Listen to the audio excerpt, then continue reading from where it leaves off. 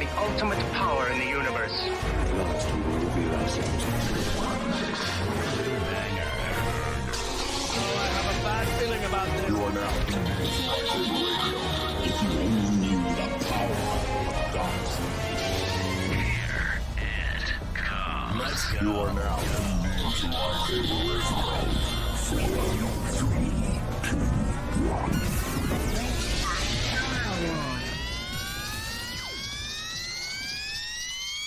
Hello there. Hello there, indeed. We're here, we're back, and welcome to LightSaber Radio, your weekly hive of redemption and rebellion for anything and everything Star Wars. Thank you for joining us for today's episode of LSR. As always, to our regular and new viewers, make sure you smash that subscribe button, hit the notification bell to join our live shows on Wednesdays and Saturdays, and if you like this video, drop us a like. It means the whole galaxy. Hello, everybody. What's Good going evening. on? Oh, hello. Hey guys. Oh my gosh. It's been a long day, but we're here. Been a long day. God. We're going to do It it. has been a day. We got it. Everybody, Yeah, take a y'all nice might get a short episode this week. Yeah, we're going to try to run through this pretty quick because I'm pretty sure all of us is freaking wiped. That is the truth. That is the truth. Today, we are here to talk about the latest episode of Rebels that we've all watched. Breaking Ranks, episode 6, Yep. season 1. And, oh my goodness, there's been a bunch more Kenobi news, a bunch more rumors. So we're going to sink our teeth into that a little bit later if we're all still up for it. Because I know you guys have some thoughts and feelings because it was going off in the group chat last night. It was going off. Garrison was not happy. Kyle Bro. was excited. It was a whole thing. Stop. Yes. Yes. We'll get to it. Now, I don't know about Kenobi. As soon as this new stuff popped up, I was like, screw Kenobi, whatever. I don't even care about Kenobi no more. I want to get to this right here. Blasphemies. That part is dope. You were speaking blasphemies. Like, I want to see it. But we'll get to that a little bit later. We'll get to that. Oh, God. Stop bouncing, Kyle. Oh. Okay. So if y'all hear me grunting and groaning, I'm in pain. I had to get my first shot today, and it wasn't the greatest experience. And I have to get it 2 to 4 more. I don't know how many yet. But I definitely got to go tomorrow at 9:30 in the morning, and it's not a great thing. This was not a fun experience. F in the chat for Kyle, please, because he's been an absolute trooper today. He is smashing it at the moment. And sorry, everybody. It's for fun. Just so you know. We got all discombobulated. The dark side took over for a little bit, and we was like, "Well, Sorry. fuck it, we'll get there." When no, I joke. It wasn't like that. We all forgot about daylight savings time. So we was like, "Yeah, it's what 7 or 8? What was 9 in the morning? What in the morning? Wait a minute, it's supposed to be in the afternoon. Wait, in the evening." Yeah, it was all messed up. So I thought I had it right. Then everybody was like, "What are you talking about?" I was like, "Oh shit! Oh yeah, you're right. Daylight savings time. Oh wait. Oh wait a minute.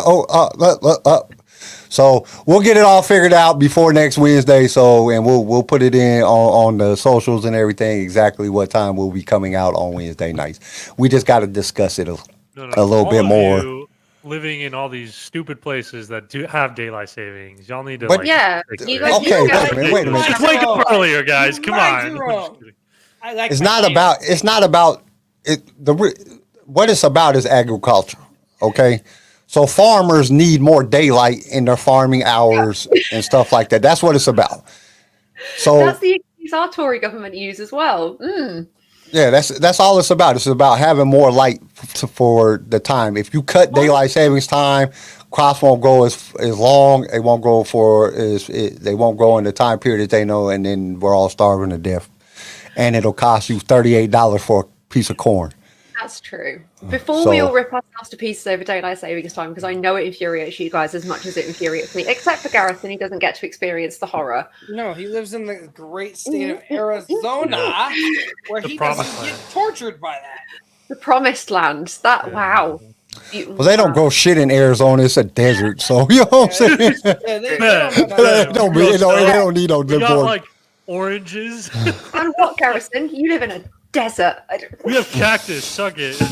We grow That's not a real fruit. I mean, that's not, you can't, well, I mean, I guess you can get some water out of it, but that's about it. Okay, so what did y'all think about this latest episode of Rebels?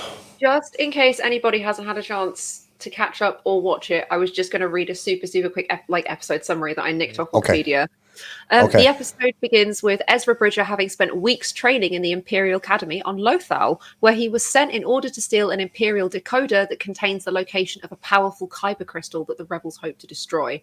He successfully steals the decoder and the rebels destroy the crystal, but Bridger briefly stays in the Academy, having learned that the Grand Inquisitor wants to capture his friend and fellow cadet. With the help of another cadet, Bridger escapes the Academy, but Leonis remains behind in order to uncover clues about the disappearance of his sister. This episode messed me up, man. It opened and I was like, what is this, a flashback? Is this a flashback? Is this a flashback? I think that was one of the best parts because they catch you out off guard. You're like, what's going on? Why is Ezra in the Imperial Academy? What's he doing? Like, what's going on? And it was just like, it threw you off. But it captivated you right away because you wanted to know what happened. Dave did a really good job when he decided to open it up like this. Most of the other episodes, they open up with, they're talking about going to do the plan and then they go do the plan. They just open you up right into the middle of the plan. It's like, okay, but it was kind of cool. It really, really reminded me of that episode of Clone Wars where Boba Fett's a kid and he's running around the training facility doing mischief, trying to kill Mace Windu, as you do. It was really nice to have that kind of link back and that familiarity. But you're right, it threw you right into the story instead of this little lead up and this, because I know they're only sort of 21-minute episodes. Yeah, so it was nice to be, now that we've introduced to the cast and now that we know them and that we're kind of friends with them a little, it was nice to feel trusted enough to be on our own to watch the action happen. Well, I think one of the things that I like the best about it is Kanan worrying about Ezra, because all he does the whole episode is like, he's not ready. He wasn't ready. And Hera's over there like, hey, it's cool. He got this, man. No, he wasn't ready for this. He's not ready to do this yet. Like a parental figure instead of like a Jedi master. Like, okay, go learn. Go learn. You got to do this stuff. Send your kid to school for the first time, like their first day of school. It's like, oh God, what if you forgot this? Is he wearing the right shoes? Are they on the right feet? Is he wearing the outfit I picked out for him? It's all that into one thing. And Hera's sitting there like, would you shut up? He's got it. He's fine. Knock it off. She's there like holding him while he's shaking with anxiety, just stroking his hair like, it's okay. He'll be home soon. It's okay. What if he needs me? He doesn't need he doesn't need you. And with the other dude, I can't remember the other dude's name, his little partner. It was really cool to see, like, he just didn't know what happened to his sister. And he was only there because he wanted to find out what happened to his sister. Once again, we go back to that family ties thing.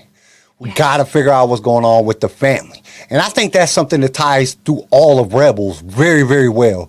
All 4 seasons is about family, protecting your family, being there for your family, finding out what happens to your family. It just brought you that just heartwarm felt like, oh, look at Kanan being all worried about Ezra and Hera over here. Like, dude, you're overreacting, man. Really, he'll be fine. He's got it.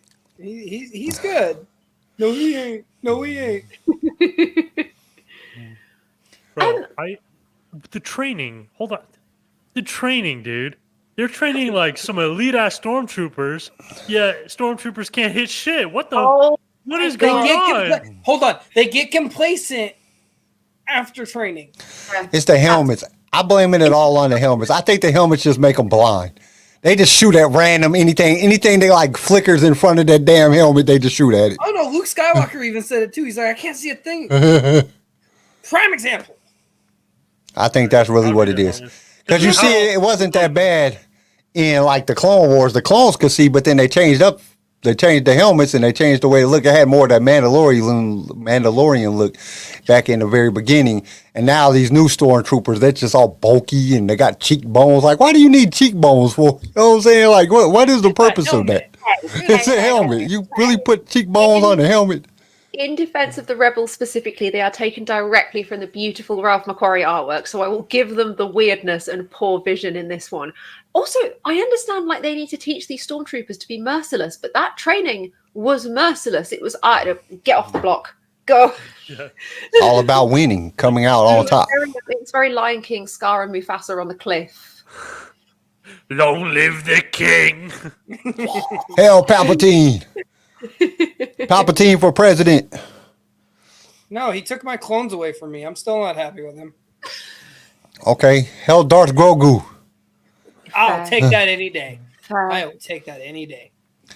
Yeah, I don't know. It was just a very interesting episode because it really showed like Ezra's growth in a few episodes. Ezra done grown a lot, especially from the last episode because he was just getting towed up. He couldn't hit shit. To now being, sent into this thing and how he's going about doing it, and then how he handled himself in a situation when he got caught. Because his boy caught him and he had to figure a way out. Not knowing, because he didn't know that this kid was not really wanting to be a cadet. He was looking for his sister. So, when you look at that and you just see his growth, you see his progression starting to come forward on how he's going to be as a Jedi as he grows. Massively. Something else I've been really, really enjoying. Obviously, the rebels at this point in the storyline they're there, but they're scattered and they're spread out. And this small group of kids and young adults, anonymity is their goal, a whisper, a shadow. I'm really enjoying the code names of Ghost and Spectre. So when these stories are told by others, by other people, other communities, and these stories are passed down, they will be the ghosts of hope and the spectres of rebellion. Like it's this beautiful, they're bigger and they're spreading further than they could ever really imagine. And there's something so truly pure Star Wars about that. It's absolutely fantastic. Well, I think it also comes down to, they're just, I don't even really think, they're like rebels, but they're their own little sector of rebels. They're not even really working with nobody else. They're just out there just causing havoc, whatever they can do. That's what they're doing at this point. They're not even worried about like overthrowing the Empire. They're just trying to make it difficult for the Empire and just do shit. Just whatever you can to be annoying. That's what they're kind of doing, which is cool because it's like a teenager. A teenager for some reason just does stuff just to annoy their parents. Like, why are you doing that? Why would you even do it? You're like 14 years old. I got a 14-year-old, I know, just living at home. And he just does stuff. And I'd be sitting there like, why did you do that? Why would you, what made you think that was a good idea? And that's what they're kind of doing. And I love the way that the plan always changes. It's like, here's the plan don't work. Change the plan. You know what I'm saying? And it's just great because it throws you for a loop. And no matter how many times it happens, it throws you for a loop every single time. Like, oh man, yep, here we go again. They just out here just doing some craziness. They just don't even have no idea of what they're really doing. War crimes, no big deal. Just war crimes. Here is the tips of her Leku are going to turn grey out of stress. I can feel it. Yeah. Oh, I do. I will say this. Just like that. It took me a second.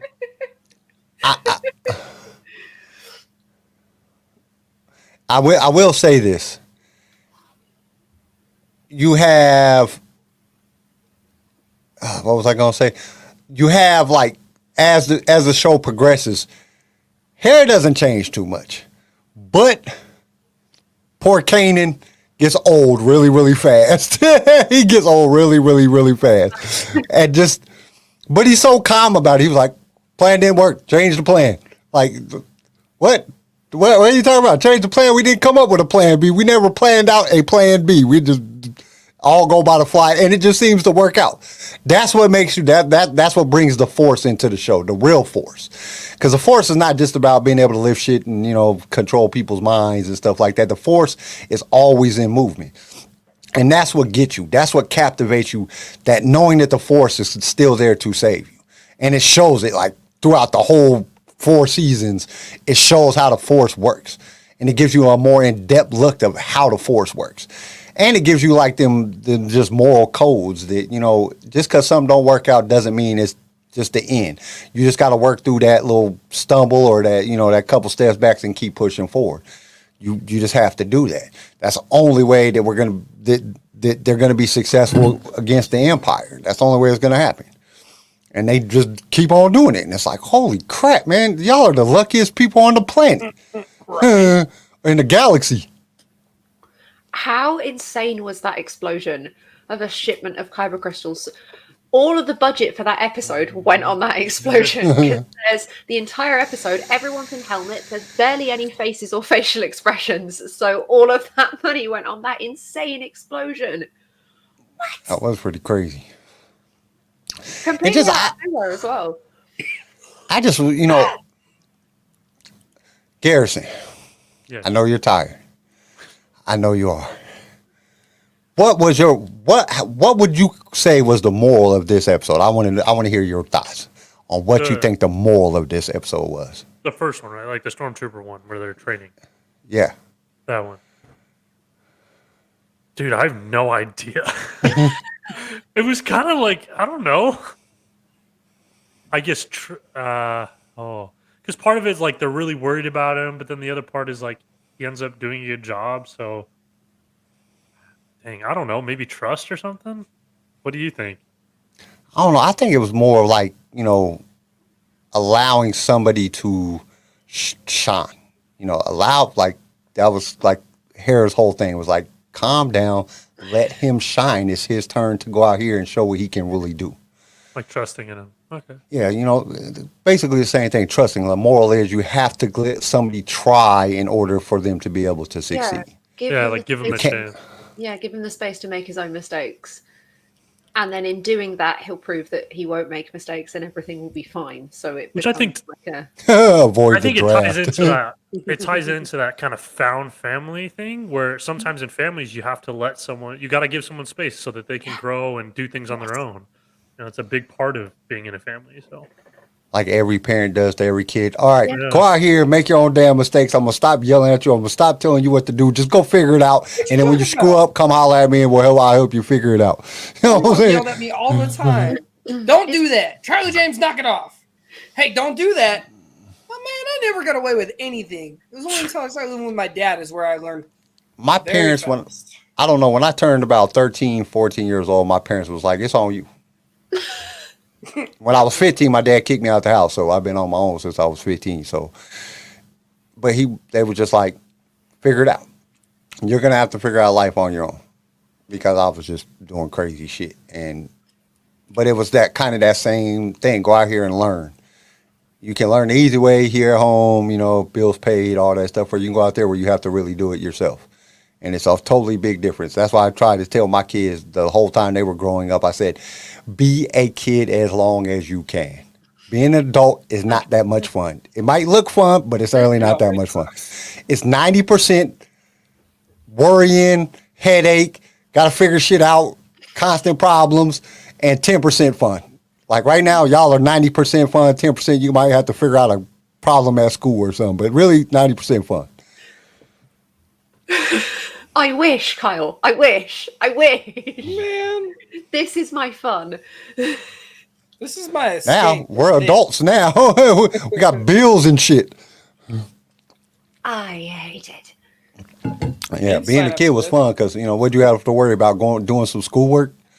Might get into a fight every once in a while. You know what I'm saying? You didn't really have too much to worry about when you was a kid. You didn't have to worry about bills.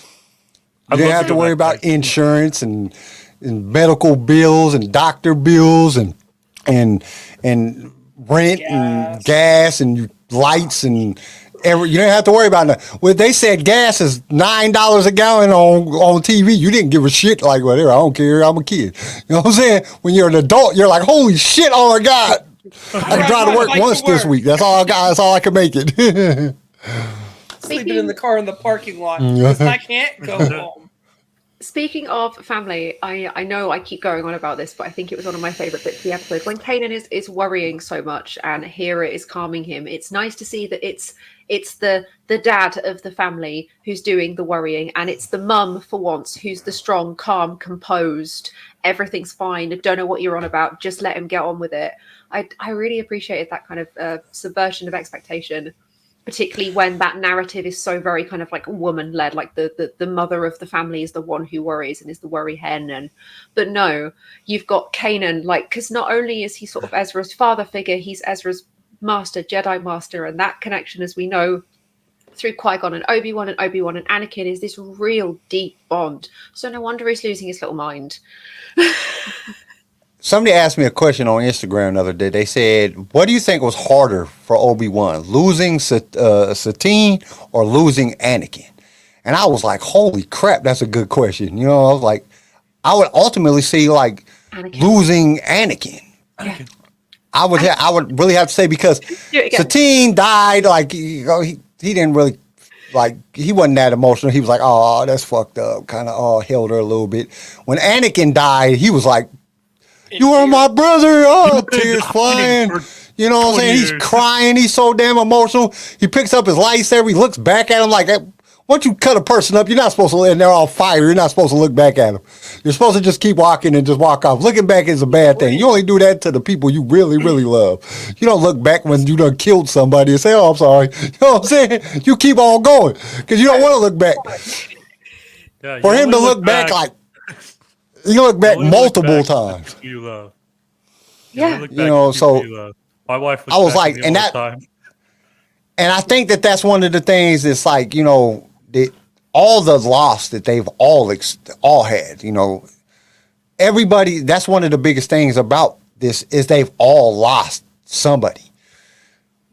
Zeb lost his whole species.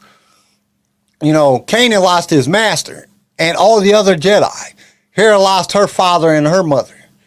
You know, then you have, and they're not gone. They just she went a different path than them. They didn't agree. Then you have Sabine, same thing. She lost her connection with the Mandalorians. And then you have Ezra that lost both his mother and father. And his whole planet, you know, basically because he can't really, they just all lost so much. Even Chopper's lost. Chopper lost whoever was the pilot that he was assigned to in the Republic. So he lost somebody. So everybody here has lost somebody. And they're trying to come together and be a family that is they're just so stricken by loss. And it's just been, the empires took so much from them. It's like, how do you come back from that? And basically that's what they're trying to figure out as a group. And they're leaning on each other and they're learning from each other while doing it. And I think that's one of the biggest things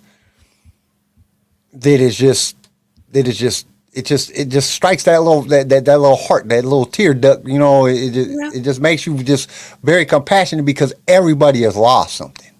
Even in this world, everybody's lost somebody. We've lost loved ones, we've lost, you know, jobs, we've lost opportunities, we've lost, you know, all kind of different things in our life. Life is full of loss. It's like we're born, we grow up, lose everything, and then die. You know what I'm saying? So it's not like a very big, you know what I'm saying? It's not like a very hopeful thing, but at the same time, you have to find the hope within that. You got to find the moments in time that really mean something to you, and that's what they're trying to do as a group. And I think it's really, really cool that they're doing that. Absolutely. I wanted to pull up Bodie Collection's question. He said, who is y'all's favorite Rebels character? Ooh. I know who I'm sticking with. My little war criminal droid. See, I'm a real toss-up between Chopper and Hera. Okay, I'll break this down in a little bit a better way. I want to sleep with Hera. I want to smack the shit out of Sabine because she's like a teenage smart-ass girl. Like, she reminds me so much of my daughters. Chopper's just like, I think he's probably my favorite character other than he gets annoying after a while. Like, he would be one of the, like, if I was around him all the time and he just wouldn't stop. Like, who said it? Dylan said that he has like PTSD or something, and he's constantly just irritating. So that kind of kicked him out of my first stand. I really like Kanan because Kanan is somebody that's trying to figure out himself. But I think out of everybody, because Zeb's the oldest, he's been through a lot. He's a captain. He's, you know, he just, everything that's about him, and he still has humor. He hasn't got to the point where he doesn't have his humor. He's saying something funny. He's doing something funny all the time. And I think that that's a person that I would want to kick it with all the time. If I could make Zeb my friend and we could kick it all day long and just chill, that's who I'd want to chill with. And Ezra don't count because Ezra's a teenager too. He reminds me of a teenage boy. I know I told you this, but just do what I told you to do, you know, type of situation. Like, why are you arguing with me about everything? I think I would get irritated by Ezra. Garrison, give us your breakdown. How do you feel about how the big five? Sabine, I agree. She's kind of like just, I don't know. I don't really like her that much. She's just whatever to me. Hera, yeah. I mean, but Hera's not like, I don't know. I feel like I don't see her do enough things to really like her a whole lot. She just kind of flies, which is cool, but I don't know. And she's really good at it. Downplay the hell out of that. Yeah, she's super good at it. I'm just like, I don't know. She's one hell of a pilot. Ezra's like, I don't know. Ezra's kind of annoying to me at times, just with being the teenager kind of thing. Like, just do this, okay? Just chill. I would be Kanan or Zeb probably too, just because Zeb's awesome. I love his sense of humor. I mean, he's a little annoying sometimes, but he seems like a good, like, fun uncle type of character. He's like the fun uncle. So and then Kanan's like the good dad. So yeah, I like Kanan and Zeb. CJ, how do you feel about the big five? Sabine, I gotta agree. She reminds me of my little sister. I just shut the hell up for a second. You smack her right in the forehead. Hey, stop. Ezra reminds me of my little brother way too much. Just pushing every button known to man until you're finally like, would you just now we know how he feels about his little brother. Just go. No, my little brother growing up, when I watched Rebels for the first time, I immediately called my little brother. I'm like, yo, I'm watching this show, and this character, he's kind of like the main character, but he got a lot of your stupid ass traits. Like, you two would be best friends. You guys would get in so much trouble. Chopper, I'm sorry, like Chopper's. Oh man, Chopper's my homeboy. I can't. He's got the whole no mercy thing, and I dig that. It's just like, I don't care. I'm gonna smack you. I'm gonna throw something at you. I'm gonna take bolts out of your bed. If he was a Jackass character, he would be the most popular one because he's doing the worst stuff. He has 3 arms. Each of them are for smacking you. Right. Kanan, I love Kanan. I loved that the Bad Batch brought him in. I love that we got more depth into that story, and I love Freddie Prinze Jr. as a person in general. So to know that Freddie Prinze voices him and really loves Star Wars, and you could tell by how he did it in the show and how he's openly talked about it, that he put it all into that character, and that character does so much throughout the seasons. You guys are going to be in so much shock, and I can't wait for that. Zeb, I gotta agree. I gotta agree with Garrison. He's that fun uncle. Like he is. He's got. Let's go get a beer and then come home at like 4:00 in the morning and hope that your mom, Hera, ain't gonna catch us. Like he's that fun uncle. And honestly, who am I missing? And Hera. Damn, she fine. I'm sorry. Ooh, those eyes. I mean, just her attitude is just, yeah. Bodie Connections brought up a really good point. He says, IMO, we don't really get legitimate character development until Rebels until season 3. And I agree with that to a certain extent, because then now they're all a little bit older. They've been going through this for a while. But right now, we kind of see them grow to that point. Yeah. All the first 2 seasons is all really about their growth to get to that point to where they really get a good understanding. And by that time, Ahsoka comes in, and a lot of, Ahsoka's a lot older. She's been part of using the Force for a long time, so it really helps with Kanan and Ezra's transformation. So I agree with it to a certain extent, because you do see a lot of character development in season 3, but season 1 and 2, it just leads up to that point. I think everything, that's one of the reasons that Rebel's so good, because the story, it's not like how Clone Wars jumped around a little bit. They just have it almost flows the whole time all the way to the end. It just flows right. One episode flows right into the next episode. They're always on a mission. They're always trying to do something against the Empire, and they're always learning and getting to understand who each one is and who they are themselves. So I really think that this is all there, and and Dave did a really good job about showing their development during all 4 seasons, all the way up to the end. So it's like because it really jumps off in 3, but I think before that, it's a lot of development in there. Right. I'm going to break down how I feel about the big 5. Right. Hera, I think her and I'd get on swimmingly. I think she's really, really lovely. I love her attitude. I love the way she views the world, and particularly the way she views the crew. Everyone else will fight, but Hera is always the one that'll be like, right, calm down. Let's take a minute. And I, as somebody with that kind of energy, I really, really, really love that in her. I would want to be friends with Sabine because we're both super, super arty and super creative. She would not want to be friends with me. I can guarantee you she would find me extremely annoying. It would just be this. It would not be.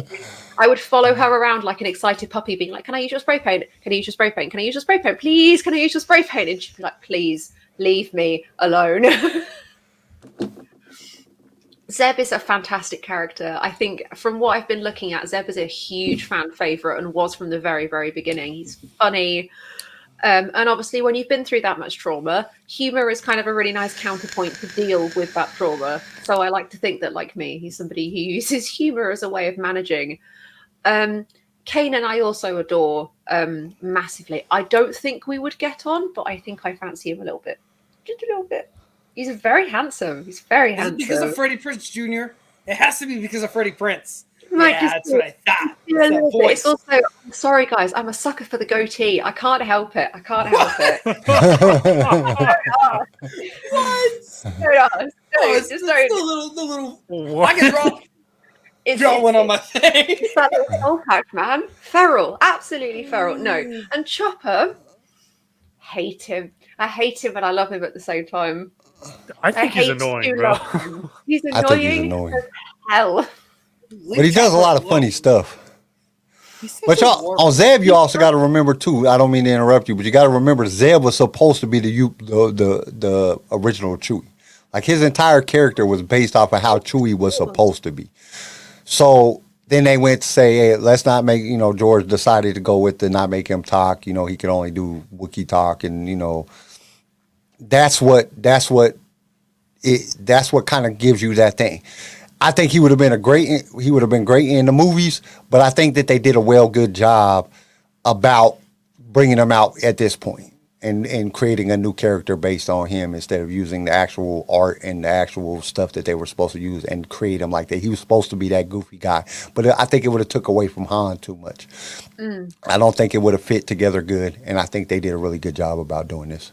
Oh, absolutely. No, the last thing I was going to say that is I would tolerate Chopper, but the minute he did anything to me, like poked me while I was asleep, electrocuted me in the middle of me doing something, I would dismantle him immediately. I would take him to pieces, put those individual pieces in completely different parts of the galaxy, and that would be the end of the conversation. Never again would he droid. Yes. Death Star targeted right on him. Yes, only on Chopper. Those are monsters. Leave Chopper alone. And I agree. I would be scared to sleep if I lived with Chopper. I'd be scared to sleep. Chopper's good side. Does that droid have a good side? Does he have a good side? Obviously, with Hera, he does. He always saves their asses, so I mean, he does some good, but other than that, he's just annoying. I loved how they spray painted him to disguise him as an Imperial droid. Oh, they do that a whole lot. I think they got like a whole nother case they just stick on him because you see him so much like, damn, Sabine, you got to paint him this many times. Throughout this season, there's a lot of times he ends up being that grumpy old grandpa. I'm sorry. He is. He's a grumpy old grandpa. He is. And you got to think he's went through a lot. He's just at the point, like with some old people, where it's just screw it. I'm going to say what I think. I'm going to do what I want. And what are you gonna do? What are you gonna do? Like I see old people do it all the time. Like, what are you gonna do? I'm old. You ain't gonna do anything to me.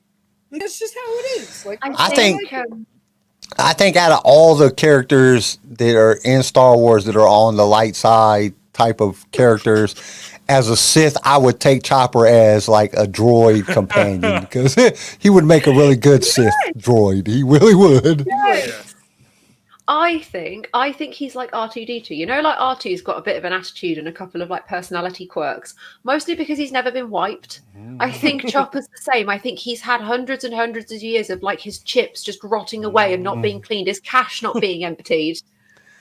So it just gets worse and worse, and it compounds it. It compounds the issue. Ethan, I would have an army of choppers instead of battle droids. Man, yes, the clones yes, wouldn't have had a chance. yes. Also, Nick, this is equally as funny. Chopper is the hardest man in Star Wars. Florida or Arizona? Sorry, Bro, sorry, I wish Garrison. we were cool as Florida. Are you kidding me? No, it's not. My grandfather has a house. My grandfather has a house in Arizona, and he goes there during the winter time. He's a snowbird. That's what I was making a reference to. Oh, he's one of those people? Hey, hate man. those. Whoa. My uncle lives down there. He's actually from there. So, whoa. So, how would you guys rate this episode? Ooh. I'd give it like a good 7.5. Like, I think I enjoyed it much more out of the few that we've watched. It was definitely the most action packed, and I felt like it was really going somewhere. Especially with the Grand Inquisitor being like, "I know who this boy is," and Ezra being like, "I need to leave right now." No. Shit. Uh, Bury that. We had one plan, and I couldn't One even plan, do it. and now nope. I had a job. I would probably say probably like a 6. Just because that 6? stormtrooper crap pisses me off. He is so hating on the stormtroopers not be able. They just can't shoot. They have bad aim. Just Dude, accept it. it is ridiculous.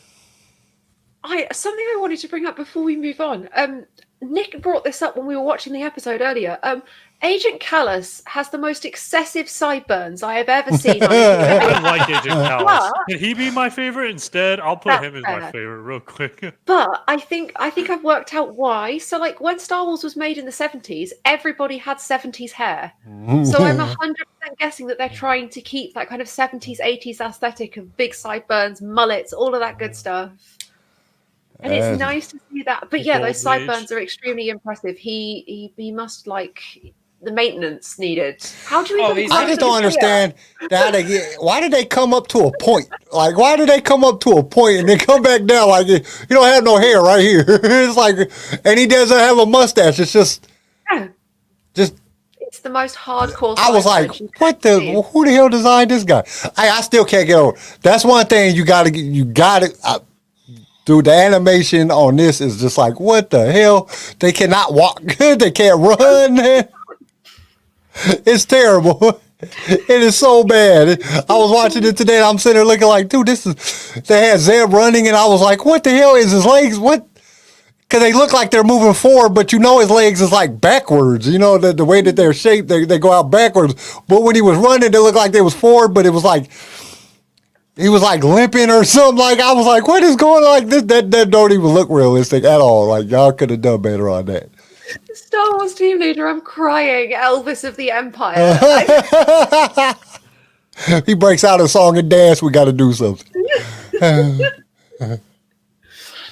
Do you think maybe he's like someone who grows hair all over his face? So he wakes up in the morning and his whole face is covered in hair, so he has to shave out that specific section.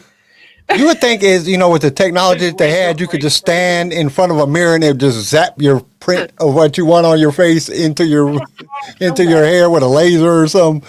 Like good, laser hair removal or something. If Chopper was a barber, he'd be Sweeney Todd. Absolutely sensational.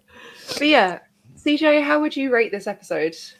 I got to give it a 7. A 7? Yeah, I think I'll go with a 7 too. I think 6 to 7 because there were some things about the episode that I really liked, and then there were some things that I was just like, "What the hell? Like, what are y'all doing?" Like the running. It sounds aggressively average. Yeah, I would say it's steering close to 7. Above the 6, just because there was a lot of action. I liked the them pushing each other off them flying blocks and stuff, and Ezra just like really going ham on people, even his own friend. He like screws his friend over. It's like, we got to be the best, and I really like that. I like the whole heartfelt stuff that was going on between him and Kanan. I just didn't like the concept, like all the recon that they did before they would have done this. He would have knew that he couldn't go back out the door with the chip. Ezra would have known that. So it just wasn't really well planned out. And from the way Hera runs things be planned out to the very T, and then it just doesn't work. And then they go the other way. But it's always planned out to a T. So I kind of was like, he would have known that. Why wouldn't he know that? And how did the other kid get in the door? He didn't have a key card to get in the door, the thing to get in the door. So how did he get in the door? It was just weird. I don't know. There was a few little twerky things that I just really didn't care for. Hey, Google, what are the Imperial Cyborg regulations? Right here. You can't have a mustache. You can have everything else. You just ain't allowed to have a mustache in there. No soul patches either. That's a good one, Dilly. Oh, okay. Man. That drove me insane. Did everybody get their score? Yeah, everybody get their score. Now we need to move on to a topic that I know is going to upset Garrison a little bit, but I am super excited about this. So, what is happening is there was an interview done with Samuel L. Jackson, and I guess in this interview, he basically said, "Bryce, hey, what's going on, girl? I want to be bring me back. They brought everybody else back. Bring me back. People died way worse than I did, and they got to come back. I'm pretty sure I could come. I get to come back." So he kind of called her out and basically said, "Hey, bring me back." And there's been a lot of rumors going around of some past interviews and past things that has happened. I guess there was a time that Bryce, John Favreau, and what's his name, Waititi, were on the red. Yeah, they were on the red carpet, and Sam walked up and told Bryce, "Then, when you gonna bring me back?" So I don't understand what's going on with this little back and forth between her and him. But Samuel's saying, "Bring me back. Bring Windu back. When y'all gonna bring me back?" And he's pushing for this. It's been said several times throughout the last couple months, or even longer than that, that he wants to come back. So, and he's kind of putting it on Bryce's shoulders, which there are some rumors that Bryce got a spot. She got her a movie. The fans kind of pushed it through, but that's just a rumor. We don't know if it was like CBR is the one that released that. That was a few months ago that she got her, or like a month ago that she got her spot as a Star Wars thing, but we didn't find out about it in Disney. What was the last little Disney thing? Investor Day. So we didn't really hear nothing about it then. So don't know. It's just a rumor, but hey, that would be really dope if she made a movie and then brought Mace back. I'm excited. I want to see Mace come back. I love Mace. Mace is dope. I will, before Garrison completely explodes, I will read you guys the quote from Samuel L. Jackson. He said, "There's a huge history of people with one hand returning in Star Wars." He was on the Happy Sad Confused show. He said, "The only person I've ever said that to about coming back was Bryce Dallas Howard, because I just did a movie with her. And she directs episodes of The Mandalorian. So you think you might be able to hook a brother up? I mean, you like me, right?"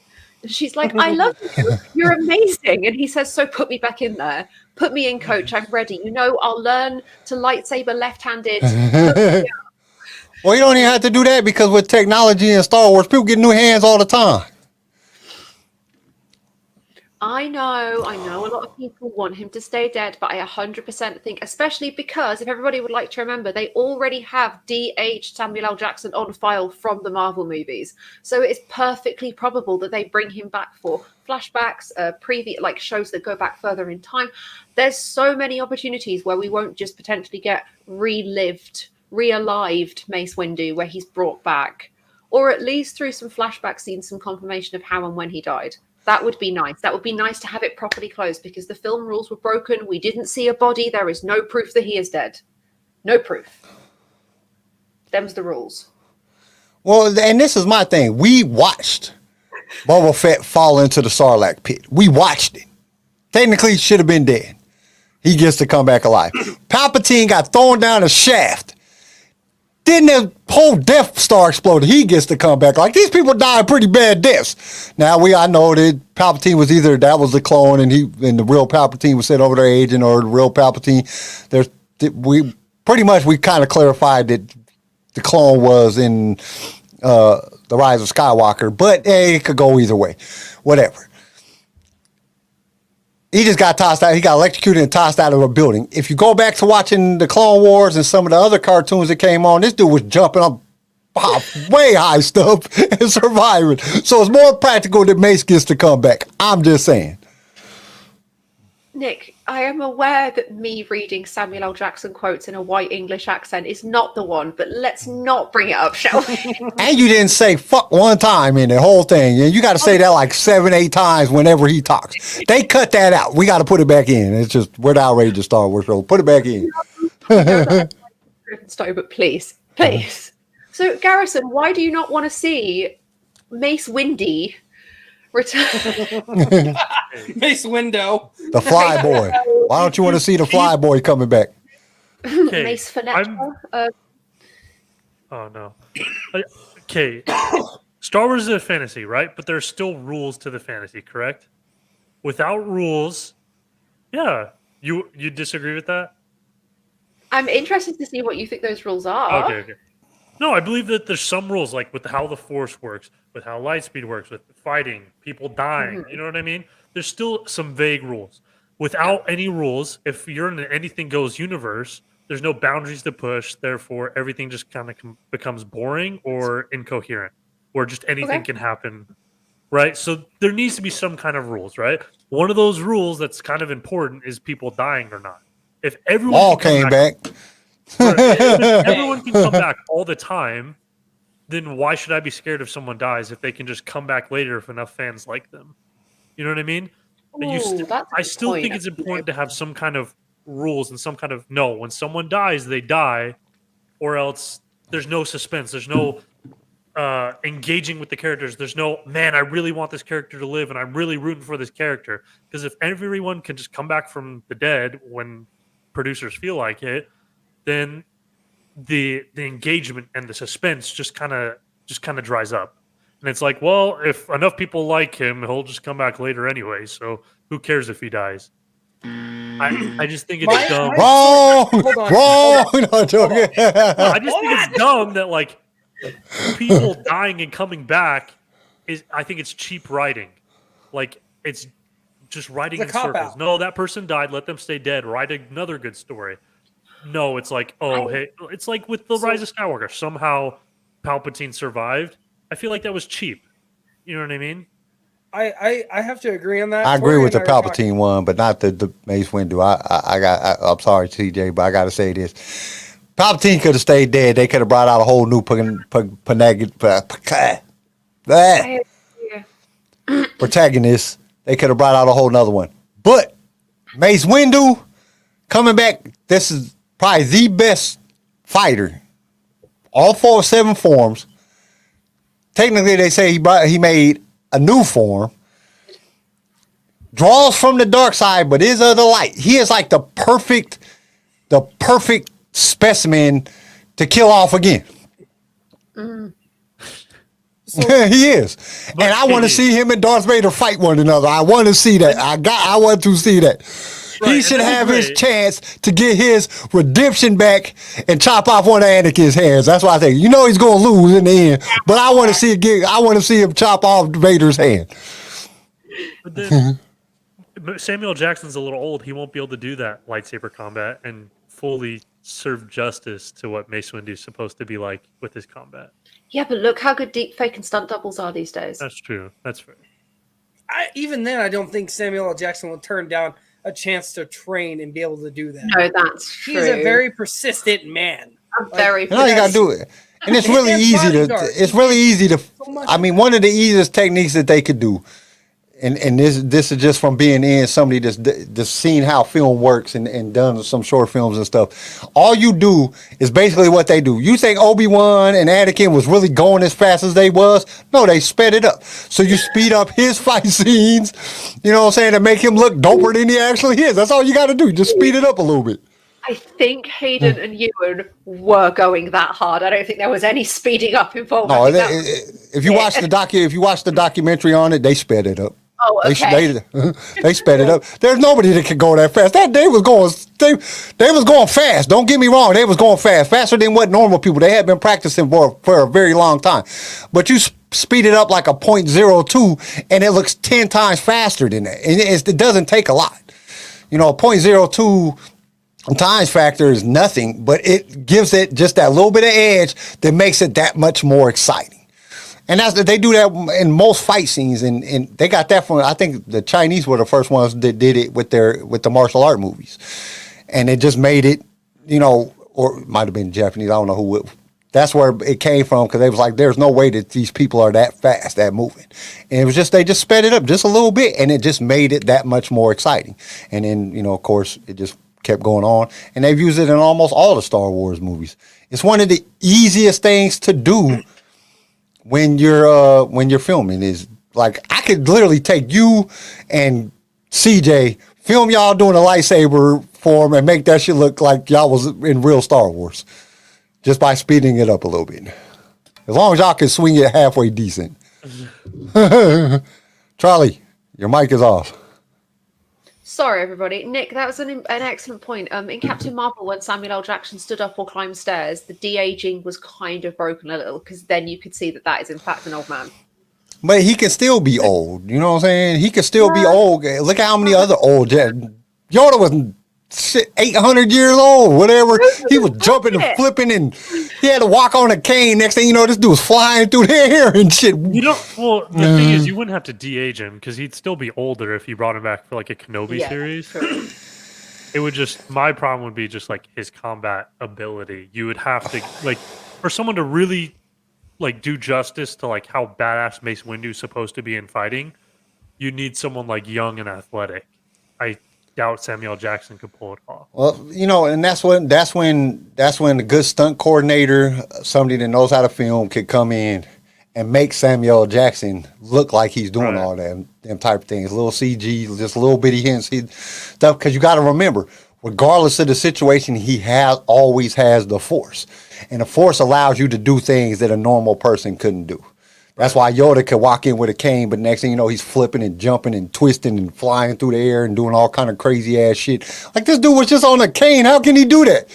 You know what I'm saying? Because he uses the Force. And Mace is very strong with the Force. That's why he was second in command in the Jedi, because he's very strong with the Force. And he draws from the dark side. So that even makes him strong. He might be one of the strongest Jedis there is, because he draws from the dark side. Sith are always stronger in the Force, because they draw on the raw power of the Force. So with his ability, that's his Jedi ability, is being able to draw from the dark side and not be tempted by the dark side. So, I mean, he could be old and still do the stuff that he does with a little bit of, movie magic, as they say. Sensational. Well, but I can't. CJ, finish what you were saying, because I know we kind of interrupted you. I'm sorry, bro. Yeah, I've been patient. So back to Garrison's point, the cop-out stuff. They used Palpatine as a cop-out because Rian Johnson ruined Snoke as the main protagonist. JJ had nothing. Snoke was supposed to be the bad guy in all three. And then when JJ's like, yeah, no, we're gonna, or when Ryan was like, nah, we're just gonna kill him off right here, so you can't have a good story. It was like, damn, what do we do? Palpatine should have brought in Bane. I'm sorry. I'm sorry. You could have brought in anybody. Palpatine was a cop out. Yeah, you could have brought in anybody, because we saw Palpatine die. It was very simple. The person that you can bring back is Mace. We didn't see him die. He got electrocuted and thrown out a window.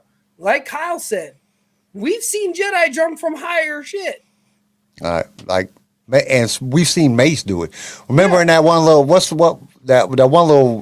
was like the original Rebels or whatever, or the original Clone Wars before the good Clone Wars came out, the real bad animated one. That dude was jumping off. He was in the air, jumped off of the Separatist ship.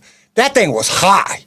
He jumped right down into the middle of all of them, all of the little the droids.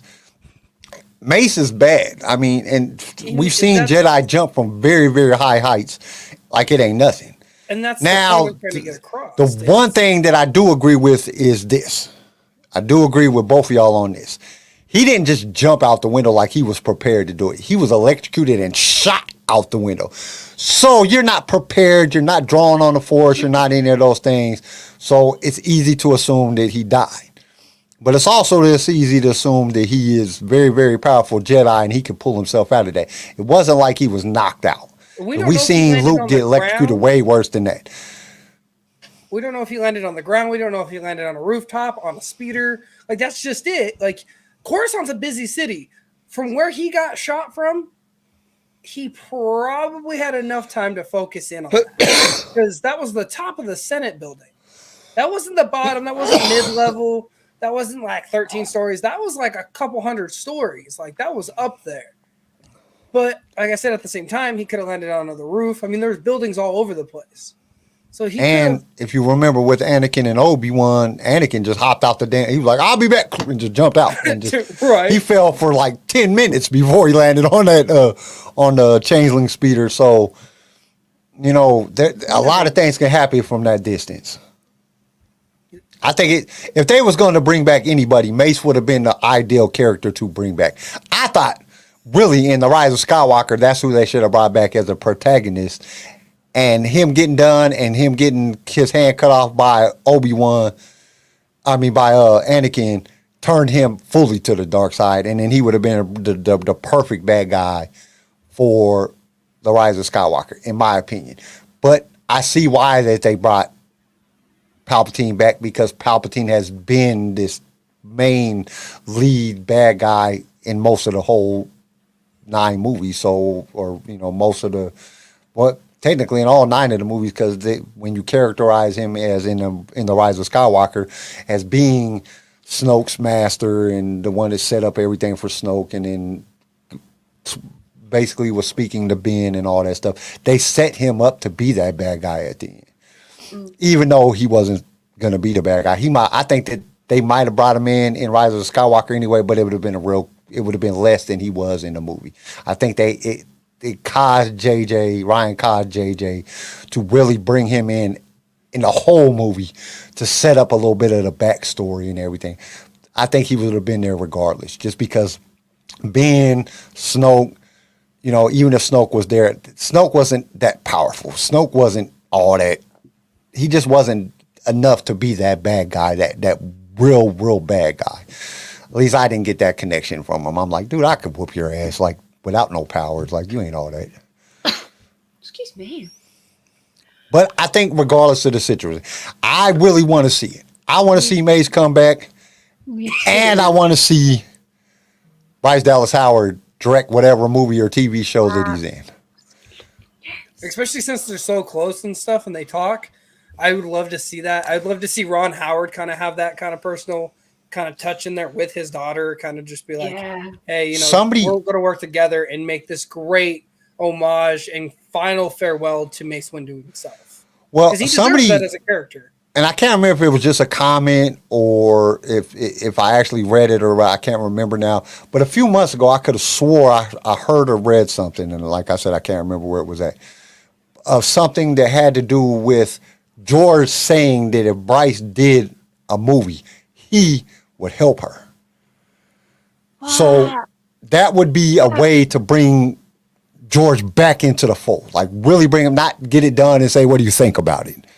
It was cool. You know what I'm saying? I wouldn't have done that, but you know what I'm saying? It wouldn't be one of those things. I think that he would actually, she could be able to call George up and be like, what do you think about this? And he'd be like, don't do that. Do something else. You know what I'm saying? Do it this way, or, help her. I think that would be a way that it would really come up. Regardless, I am absolutely. I just love that he's got the sheer balls to go up to her and be like, right, when are you putting me in it? Well, my thing is like, put me in, coach, put me in. You know what I'm saying? That's a very well traded, like trademark thing. Put me in, coach. He's basically saying, what are y'all doing? I'm Samuel L. Jackson. put me in. What are y'all waiting on? And I guess he made a comment something about Boba Fett and Maul coming back, and people that Maul got cut in half. Boba Fett fell in the Sarlacc pit. Palpatine flew down this thing, and they all got to come back. Why can't he come back? And having just the raw power that Samuel L. Jackson has as an actor, I mean, he's in the top 20 of highest paid actors that there is. And if he's asking to come into something, that means he's not caring about the money. He's not coming to them like, hey, put me in the movie. You know what I'm saying? Creative process. He wants to be a Jedi again. He wants it. So it's like that's. I just think that it can happen. I really want to see it happen. I know, Garrison, you don't, but hopefully if it comes out and it's badass, you'll change your mind, because I think it's going to happen. I hope. It's one of those things I'm praying to the Force about. Well, no, go ahead. All good. No, after you, because I was going to start wrapping up. Not. Oh no, because a lot of people in Clone Wars even thought like Darth Maul coming back was badass, and the whole time I was just sitting rolling my eyes because I felt the same way about Maul coming back. Like, CJ, don't awe me. He was cut in half, bro. Oh, it was a great he was cut in half. Like I don't stand both of you. It was a beautiful arc. It was a good thing. Hey, that was another thing that's been all over the news and stuff with them supposed to be bringing Maul back into Kenobi, and they cut him out and left him where it was at. And Charlie's got something here. And brought Vader in. They've already announced. Disney announced that. Right. Here's the kicker. So as of yesterday, the Hollywood Reporter announced that their sources had said that Maul had been cut, the script had been rewritten during the pre-production phase in 2020, that Ray Park had been on set, that there'd been training, there'd been test shots taken. However, quite quickly after that, a Lucasfilm source and I did write all of this down. Oh my goodness. This is so frustrating. This is so annoying. I wrote all of this down. One of the executive people who is also in charge of, writing and continuity within Star Wars and at Disney, has also come out and said that the Hollywood Reporter was absolute bollocks. Ray Park was never on set. There were never any test shots done. There was never anything of that kind ever put together at all. And also it makes a lot of sense because Maul wouldn't know that Kenobi's alive at the time Kenobi is happening. It would discount the Rebel storyline entirely. Yes, I know we're not going to talk about it for the sake of spoilers, but I'm aware of what happens in that sense. It would discredit because it's happening. It would discredit the whole. It would discredit that, and it would discredit the Clone Wars. That was it. Pablo Hidalgo came out and said that the claims are bullshit, and he's the head creative executive at Lucasfilm. I know Lucasfilm said that he's not going to be in the movie, that he's not in the show. He's not in the show at all. Lucasfilm said that he was never even involved in the first place, whereas the Hollywood Reporter appeared to be stirring some sort of big story out of kind of nothing. I would also like to point out there is played by actor Tom O'Connell.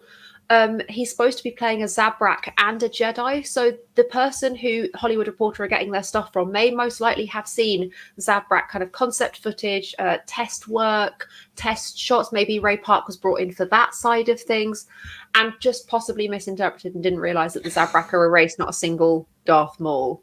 That was my theory anyway. But yes, it's good clickbait. It's very good clickbait. But and it could be genuine. He could have been brought in as for lightsaber training or because the dude is awesome and he's still dope till today.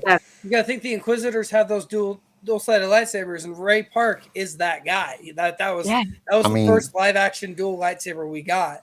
Like, what was it, a few months ago that they put out, that video came out of him at Comic-Con or something like that he was showing people, and that dude was dope. He was still flying that mug. And they have the video of him doing the animation, not the animation, but the suits. The suits with... They should have put him as an Inquisitor. Yeah. But yeah, he's pretty dope. So, he could have been there for training. He could have been there for just... What do you think? They bring in people all the time. You might not ever be in an actual movie just to help with stuff and different stuff like that. So there's no guarantee. And they said he wasn't even there. So He could have been in Hollywood for something totally different. He could be playing a different part. I mean, there's a lot of different things that's going on all the time. So you can't automatically assume, oh, he was in Disney. Well, he could have been at Disney filming something totally. He could have been voice acting. He could have been doing, all kind of different stuff for all kind of different things that could be coming out. We don't know. He could be a robot bartender. Just 2 seconds. Be nice to each other in the chat, yeah? I know we can't read tone over here, but be nice to each other. Be kind. That's really important. Don't tell people to shut up. I was very surprised because Disney said it themselves that he wasn't there. And I was like, and even if they did have them all written in, it wouldn't fit the timeline like Charlie said. This happened 5 years after. He don't even find out where Obi-Wan is at until Obi-Wan is way older in the Clone Wars. So that would discredit that, because there's just too much. There's just too much. It just doesn't mesh together well. It's really important to remember in this Kenobi series, we've got Vader, Kenobi, Luke, Leia, Owen, Beru, Grand Inquisitor, and potentially a couple of other cameos that we aren't aware of at the moment, potentially Liam Neeson. So this is a packed cast. Adding Maul on top of that kind of seems a bit backwards, but Ray Park has been sharing Kenobi content all over his social media and deliberately interacting with fan comments saying how excited they are to see him in the show. So honestly, at this point, who knows? Well, I mean, right now, he's not like where he was at in like acting standards, and actors will do that to boost their rankings so they can get new gigs. Yeah. A lot of actors have done that. That's what the whole Gina Carano thing was basically her just saying stupid shit in order to draw attention to herself, and then it backfired on her. Look at Jesse Shamoa, or however you say his name. This dude lied about getting beat up for being gay. Now this dude's going to court and all this other crap. Like dude, actors will go to very high extremes to draw people in to bring attention to themselves. They all do that. Their whole job is publicity. You know what I'm saying? That's what they do. That is true. It's just exactly. Nick just said it. All actors play the game. You can't trust a word that they say because their whole job, basically their life is clickbait. How can I get more people attracted to me so I can get better gigs? That's what you're supposed to do. And it might not even be him in general, because you got to remember, he has a publicist. He has, all these different people. He probably pays somebody to interact with everybody and do stuff. How often do you really see the actual character? You might catch them every once in a while in a post. And it's usually something that they're posting. Interactions usually done by their assistant or whoever their social media promoter is, or whatever company they got doing that stuff. So he might not even be talking to them. But it's kind of crazy because, all right, so I was listening. I want to say I was listening to Rebel Force Radio the other day. It came on after I was listening to Time Suck. And they brought up, like, they was doing a background on, is it Reva, however you say that? Yes. So so you have the Grand Inquisitor, the main, she's the Grand Inquisitor. So the way that they was breaking down her storyline from the information that they got is that the main Grand Inquisitor is the one dude we're all like, what's wrong with his head? They don't look like that, And then she is just Grand Inquisitor. So she's like, so I'm like, because she's not technically a part, and that's where they get the 12 from, because she's not one of the sisters or brothers, because they all cover their faces. So, and she doesn't. So I can't wait to see how that goes about. I'm like, does the Grand Inquisitor get killed real quick, and then she come out, and now she's the Grand Inquisitor. She's the one that runs everything. How does this all work out? And she was standing at the head of the table when they were all talking around that table. She was standing at the head. So I like, and now this is just, like I said, I heard it off of Rebel Force Radio. So I don't know if their information is true, but that's where I heard it from. And I was like, dude, that's kind of dope. And it explains a lot. So I don't know how well they investigated it, but I was like, that's kind of cool if she is, because she's super hot. So that means she'll be through the whole movies or the whole series. And it was one of the execs from Disney said that as of right now, there's no plan for a season 2 of Kenobi. This is right now standing at a standalone project. It might turn into something else, but as of right now, it's a standalone project, standalone miniseries, and Basically, that's all we're gonna get, which kind of sucks. But it is what it is. Ethan, I saw that you raised this point. You're right. The sister who the cadet is looking for in this episode of Rebels, his sister is called Dara. So unless they've done a little bit of shifting around, it would make sense that the sister he's looking for ends up being the Inquisitor that we're seeing in Kenobi. That'd be really fucking cool. That could be dope. That'd be That would really be nice. That would be a good tie-in. Yeah, that would be. Yeah. That would be a really good tie-in. As I'm sure you guys know, the pace of Star Wars is moving at the pace of Star Wars news is moving at light speed at the moment. So I'm sure by the time Saturday comes around, we are going to have even more to talk about with you guys. I'm going to keep it a little bit shorter this week, because everyone's had a really tough couple of days. So I think we will deserve a little break. It was supposed to be less than this. It's supposed to be less than this. This is like normal Wednesday. This We'll do a is short our one on Wednesday. Saturday. Saturday's a 30-minute episode, everybody. 28 minutes exactly. Thank you so much, everybody, for joining us for this #Rebels recap. Love that. Love that. This Rebels recap episode, and for general chatter about Mace Windu, about Maul. It's always Star Wars with us. You know the drill. Again, have a fantastic rest of your week. We will see all of you on Saturday. Yes, we will. Be kind, be safe, and may the Force be with every single. It is hard to stop talking Star Wars. May the Force be with every single one of you. Always. Hell, Darth Grogu, the new president of the world. I was hitting the button. It's not working. I don't know what's going on. I'm hitting the button. Everybody be quiet. No, I got it. Thank you for tuning in to LSR. If you enjoyed the show, consider subscribing so you can be notified when new episodes are released. If you would like to be a guest on the show or just want to give us some feedback, feel free to email us. You can also reach out to us on all major social media platforms. They're linked in the show notes below. LightSaber Radio is produced by Pick Film Media and is a Swaycast original, starring Charlie Harwood, Garrison Turcott, CJ Elliott, and Carl McDaniel. And don't forget to join us next time for more adventures in a galaxy far, far away.